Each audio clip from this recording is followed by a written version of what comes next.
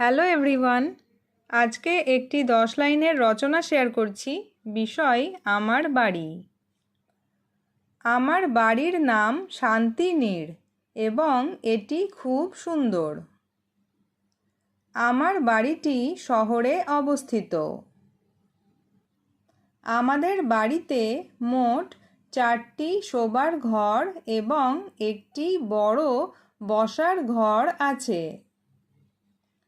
বাড়ির সামনে একটি ছোট ও সুন্দর ফুলের বাগান আছে।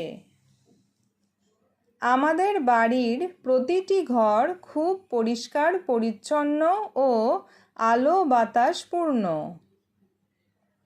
আমি আমার শোবার ঘরে বসে পড়াশোনা করি। আমরা পরিবারের সবাই মিলে একসাথে ডাইনিং রুমে খাবার খাই।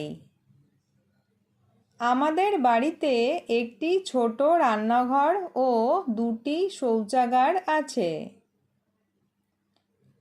আমার বাড়ি আমার কাছে পৃথিবীর সবচেয়ে নিরাপদ ও প্রিয় জায়গা।